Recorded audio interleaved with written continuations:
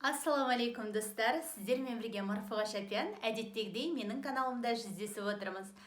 Достар, мен сіздердің барлықтарыңызды мына есігіңізді қағып келіп қалған Рамазан айымен құттықтаймын. Ұстаған оразаларыңыз қабыл болсын, тілек ниеттеріңіз, жасаған дұғаларыңыз қабыл болсын. Бұл бір сондай тамаша ай, енді қатты қуанып жатырмыз. Негізі мен сіздерге күнде видео түсіремін деп ойлағанмын, бірақ сәті бүгін ғана түсіп отыр. Жалпы менің көрермендерім арасында алғаш ораза ұстаушылар бар деген ойдамын. Сондықтан соларға өзімнің бұрынғы енді тәжірибемнен бөлісіп, бірер кеңестерімді айта кеткім келеді.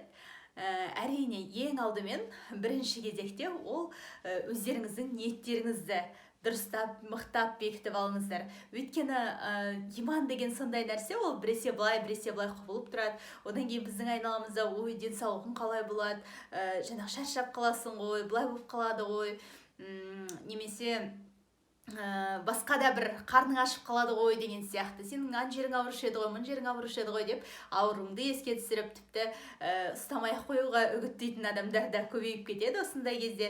Сондықтан өздеріңіздің ниеттеріңізге нық бекіп тұрыңыздар. Тіпті басында сіздердің ойларыңызға да түрлі нәрселер келуі мүмкін. Оразам дұрыс болып жатыр ма, бұрыс болып жатыр ма, мынаны істеп қойдым, сол бола ма екен, анау бола ма екен деген сияқты нәрселер болуы мүмкін. Ондай күдіктен, күмәннің бәрін аулақсырып тастаңыздар. Бастысы сіздердің ниеттеріңіз, Алла тағала ниеттеріңізге қарай береді. Содан кейін әрине амалдарыңыз барынша осы оразаны басынан аяғына дейін толық ұстап шығуға ниет етіңіздер. Одан кейінгі беретін екінші кеңесім, ол әрине осы бағытта көбірек ақпарат алу, ораза туралы көбірек ақпарат алу, және ораза ұстаған, бұрын көбірек ұстаған адамдармен мүмкіндігінше жиірек пікірлесіп, олардың ораза туралы айтқандарын тыңдап, имандарыңызды арттыру. Қазір енді интернетте де ақпарат өте көп. Біздің муфтияттың сайттары бар, Ислам.kz секілді, немесе Муфтият.kz секілді.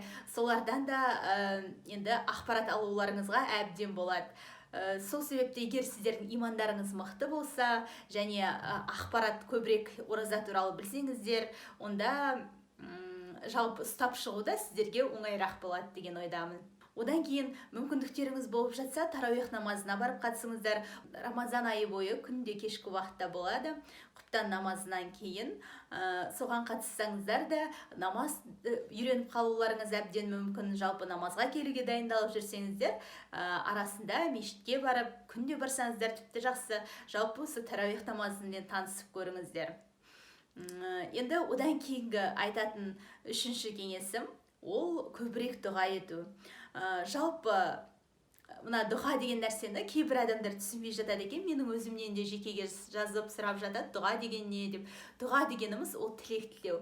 Алла тағала осы бір айда бір енді небір тамаша уақыттар бар, соның ішінде біреуі ол кешкі біздің ауыз ашатын кездегі сәтіміз. Сол уақытта дұғалар қабыл болады екен. Дәл ауыз ашатын уақытта өзіңіз алақаныңызды жайып жіберіп, қандай тілек тілейсіз, қандай бір Алла тағаладан сұрап жүрген, сұрағыңыз келіп жүрген нәрселер бар, соның барлығын тізіп айта беруге болады. Тіпті 5 минут бұрын арнайы үстелге отырып алыңыз да, ауыз ашардан бұрын кәдімгідей ерінбей жалықпай күнде дұға етіңіздер, тілек тілеңіздер Алла тағаладан. Одан кейін бұл айда қадір түні бар екенін білесіздер. Қадір түні ол жаңағыдай 1000 айдан да қайырлы деп айтады. Сондықтан ол түнге тап келген адамның әрине дұғасы сөзсіз қабыл болады.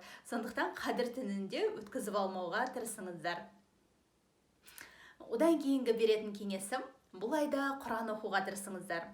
Құранды көбірек оқыңыздар, себебі Рамазан бұл Құран түскен ай, Құран түсе бастаған ай. Жалпы адам Алла тағаламен сөйлескісі келсе Құран оқысын дейді ғой. Құранды егер арабша оқи алмасаңыздар, онда қазақшасын оқыңыздар. Қазақшасын жай ғана оқып қоймай, өздеріңіз ойша көз жүгіртіңіздер, ойланыңыздар, Алла тағала неге бұлай айтты екен деп, сол бағытта ізденіп көріңіздер. Ал одан кейінгі айтатын 5-ші кеңесім, бұл өздеріңіздің нақты бір 2-3 жаман қасиеттеріңізді немесе жаман әдеттеріңізді анықтап алып, сол әдетіңізден осы айда арылуға тырысыңыз. Және мысалы, егер темекі тартып жүрген болсаңыз, осы айда таңнан кешке дейін енді ораза ұстау барысында темекі тартпайсыз ғой, соны ары қарай да жалғастыруға, Рамазан біткеннен кейін де жалғастыруға тырысыңыз. Немесе ғайбат секілді басқа да, енді білмеймін, әркімнің әртүрлі бір жағымсыз әдеттері бар, әрине, адам болғаннан кейін, пенде болғаннан кейін кемшіліксіз болмайды. Сол себепті солардың бір 2-3-еуін жазып алыңыз да нақты сонымен жұмыс істеңіз. Барынша өзіңізді жамандықтан тыйыңыз. Зиянды жерлерге, бұрын бір оғаш баруға болмайтын жерлерге, мысалы клубтарға, басқаға барып жүрсеңіз, олардан осы уақытта тыйылуға тырысыңыз.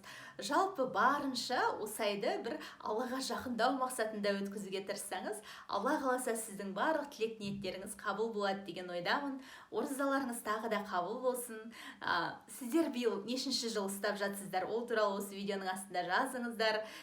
Және де оразада қандай тақырыпта видео түсірсем болады, қандай тақырыпта көргілеріңіз келеді, ол туралы да осы видеоның астына жазыңыздар.